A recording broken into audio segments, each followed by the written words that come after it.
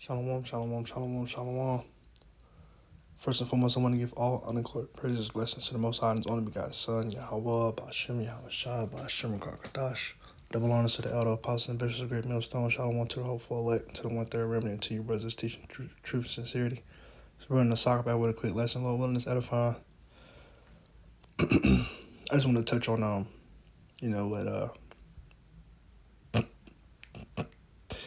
Alazar, I didn't want to say Pegasus or Pegatron, but it's the first thing that came to my head for his name. But what he said, man, he was pretty much when he posted that video about him, I was right about these two men and what they were going to do. I was right. My nigga, they came from you. And then he tried to push all the wicked deeds and the shit that they did onto the elders of Great Millstone. Talking about,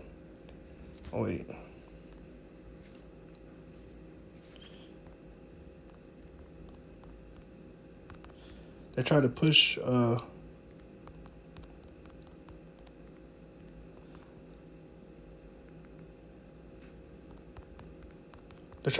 like all the negative things these niggas did on the elders of Great Millstone. And talking about, so this is what they learned when they came in. But it's like, nigga, you learned several things when you came in. You learned the right way to teach the doctrine and everything. But the only thing that you claim that you took is how to deal wickedly with women. Like, what are we talking about here? You niggas, they taught us how to do, they taught you how to do a bunch of things that you don't do. They taught you not to wear hats, taught you not to get trim ups, taught you to wear garments. You niggas taught you not to make merchandise of the house of the Lord. You niggas did everything contrary to what the elder apostles told you to do, man. And now, when this bullshit happened, you trying to so you putting shit in your ass, is that the elder apostle false too? Come on now. What are we talking about? You niggas sin against your own flesh, man. And I pray that when every time I pray, man, I always pray, Lord, let me sin against myself before I sin against anybody else, man. Because let me take accountability for the shit that I do against myself before I sin against someone else, and how to take accountability for that. You niggas don't know how to take accountability for yourselves, so you try to push it on someone else, man. 2 Timothy chapter 3, verse 14, but continue down the things which thou hast learned and has been assured of, knowing of whom thou hast learned them. Now your main argument is, the elders don't know what they talking about. They going off, man. So, okay, being assured of the things that thou hast learned and assured of, which means you're securing what you've learned from whom you've learned it from, and knowing of whom thou hast learned from. So therefore, if everything that you've learned from the elder apostles was folly, madness, bullshit, you left, you departed, and then you created your own doctrine. Right. We're doing the right. So you created your own doctrine, which means now you're not predicated, nor are you under the jurisdiction of the elders. You realize every time that the elder apostle says anything to anybody, it's about doctrine.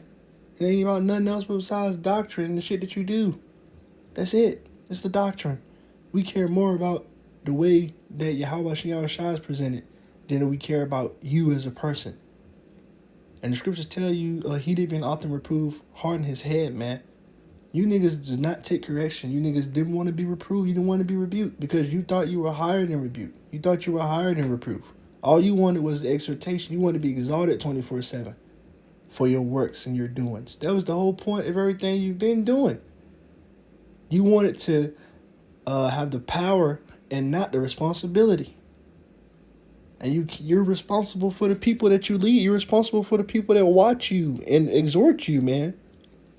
So the scriptures tell us, well, if a man don't know how to rule over his own house, how shall he take care of the church of God? I go get it. It don't need for me to roughly paraphrase it. Pretty sure it's either Galatians or Timothy.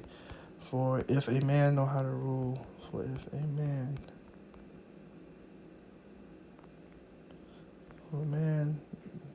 don't know how to rule, knows not how to rule, yeah. What is it, Galatians or Timothy? Yeah, 1 Timothy 3 and 5. It's the book of 1 Timothy chapter 3, verse 5. For if a man don't know how to rule his own house, how shall he take care of the church of God? Now his house goes into you first and foremost as a person. If you don't know how to rule your own body, put your flesh into subjection of your spirit to create opportunities and to make correct decisions in business or when dealing with anybody in the world. You know how to rule over your own house. What's it called? Discipline. If you don't know how to have discipline over yourself, and moreover, your house is the people that you're leading, whether it be your wife or your children. If you don't know how to rule over your wife and your children, not like beat them to fucking death and make them subject. No, bro. First and foremost, you have to be the example. You have to be the example to make people want to change, to make people want to do better. They got to look at you and be like, damn, this is what the Lord can do? Man, I'm willing to do it. That's how it's supposed to go. You can't force this on nobody, man. That's how people fall out and start hating the Lord even more than what they did before they joined. You can't force nobody to do this. You just got to be the example. And if they fall into place, they fall into place. It's that simple. But how can you take care of the church of God? How can you rule over your congregation? How can you feed the Lord's sheep? How can you feed the sheep? How can you do that if you don't know how to rule over yourself? If you don't know how to do things that are profitable for you? How can you know what to do that's profitable for others, man? That's the point. That's the whole point. None of these two laws hang on everything. Love you, how about you, shine? Love thy brother, love thy neighbor. You're supposed to be trained, not the golden rule, but learn the golden rule in school. Do unto others as you want done to yourself, man. Whether it be man, woman, child, widow, homeless, all that shit, man. That's the whole point of Yahweh Shai saying what he said. Lord, when did we help you? When you did when you did things for the least of us, least of these ones, you did it for me. When you visit me in prison, when you fed me, when you clothed me, when you visit me when I was sick, all of these things, man. Because you're doing it unto the Lord, because the whole nation of Israel really is a representation. How you deal with the wicked. That's being watched too. How you deal with the righteous, that's being watched. Everything is being watched, man. And it's really a measurement of the caliber of what kind of man you are, what kind of person you are. Not a novice, let's be lifted up with pride. He fall into the condemnation of the devil, and that's what happened. Twice. You saw it with Alazar. Now you seeing it with Hassad and fucking, whatever his name is, Deacon. What's his name? Hakar. You seen it. It's the same thing that happened to a woman. It's literally the same thing. It's poetry if you think about it. It's perfect when you think about it. It's the same thing that happened because you niggas didn't know how to rule over yourselves. And now you're trying to rule over something else. And that thing that you're ruling over is just as wicked as you are, bro. The scriptures tell us a wicked woman is a wicked man's portion, man. And yea, the Lord used these people to bring out these things so that they could be condemned. But shit, man, it gotta be what it is. They don't make them justified in doing it. But that just goes to show you, man. You realize as soon as that shit happened, that was all what happened. Step down from Sakari. He ain't in Sakari no more. Now he doing his own thing. What happened to Hakar and Hassad? Step down from Genesis. Now them niggas ain't got nothing. It's the same thing. It's the same thing. Leave the congregation. I gotta go, y'all. I'll be back. The fuck are you? Where you gotta go? You signed up to do this job to feed your people. And now you got all these people that's waiting for you to return. They don't got nothing to watch. Now they don't got nothing to learn from. Niggas just sitting idly. Come on, man. Moreover, he must have a good report of them which are without, lest he fall into reproach and the snare of the devil. Yeah, you don't got a good report. Now your report is fucked up. And the scriptures tell us that a good name is better than, desire a good name more than riches. Or a good name is better than riches, man. Pretty much. Let me go get it. A good name is more, it's better than riches. I think that's it. Or it's more desirable than riches or something. Yeah, chosen. Proverbs 22:1. A good name is rather to be chosen than great riches, and a love and favor rather than silver and gold, man. You niggas ruined your name for the great riches. Both of you did. And it shows now. Niggas still got Patreons. Niggas still, you'll buy this, buy my merch, buy this, buy this. Why are you making merchandise at the house of the Lord? You got people that, and I get it, bro. No, actually, I don't get it. Because I don't get buying merchandise from the people that you're supposed to learn it from. Was the prophets of the Lord doing that? When you go to the temple and niggas got, what's it called? Yahweh Bashin Yahweh engraved porcelain or engraved clay vases. You take it home and, I got a Yahweh Bashin Yahweh vase from the temple, a wood carving of Yahweh Bashin. No, we weren't doing that shit, man. Never. He never was. No prophet, no man of the Lord was fucking selling Yahweh Shem Yahshua or anything scripture based. It was like a prophet writing down the words of Yahweh Shem Yahshua, like, come get verse 25 through 26 of Psalms or 91. I got it right here, 2 shekels. Like, what the fuck are we doing? What are we doing? That's what's happening. You niggas want the riches more than you want to please your heavenly Father, man. Because if the Lord was on your mind, you wouldn't be doing the shit that you did. And then you brought up those clips of the elder apostles saying, which they wasn't wrong in what they were saying, man.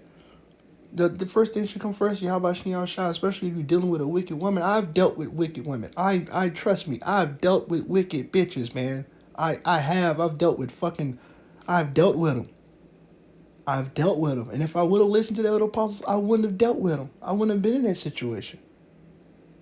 And even when you're in that situation, the best thing that you can do dealing with a wicked woman is get the fuck away.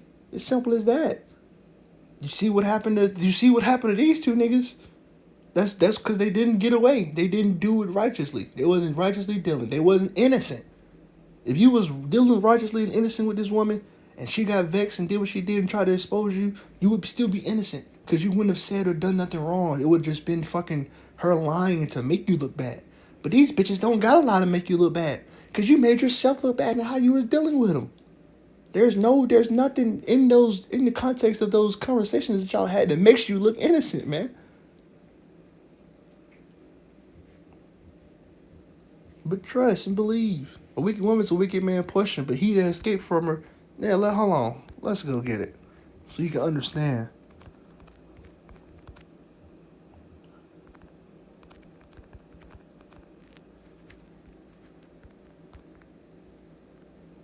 The book of Ecclesiasticus, also known as Sirach 26 and 23. A wicked woman is given to portion to a wicked man, but a godly woman is given him the fear of the Lord, man.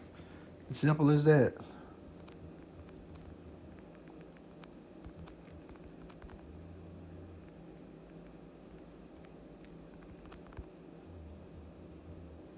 Hold on.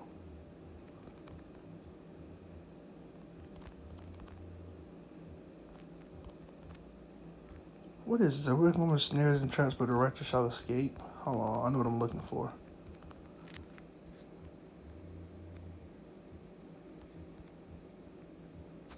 Nah, I can't find it.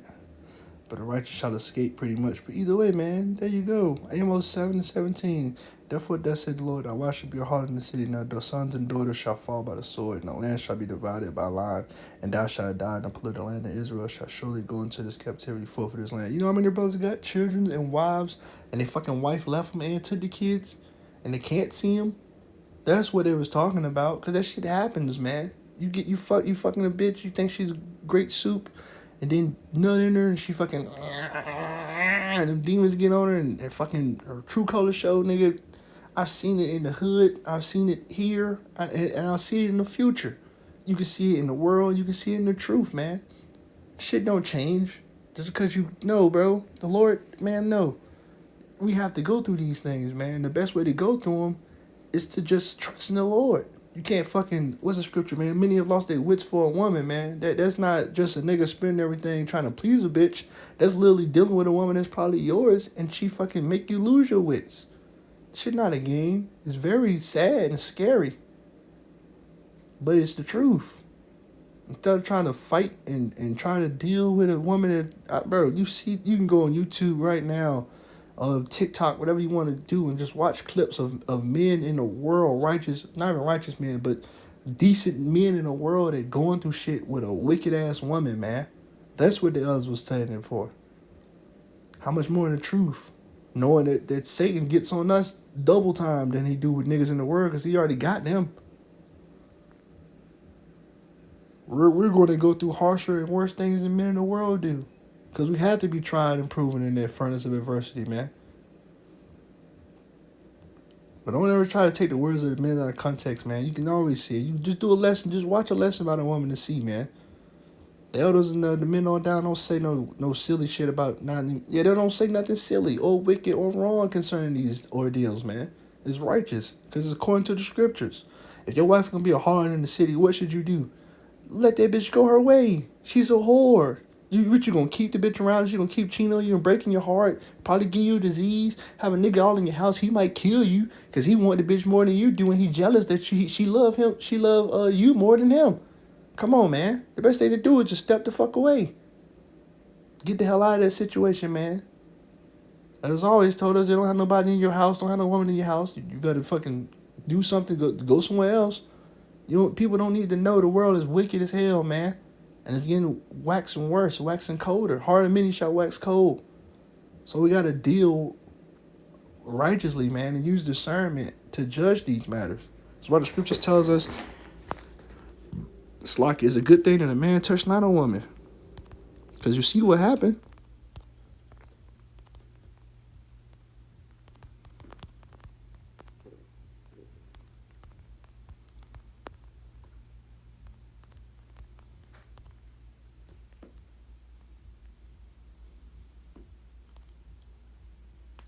1 Corinthians 7:1. Now concerning the things whereof ye wrote unto me, it is good for a man not to touch a woman, man.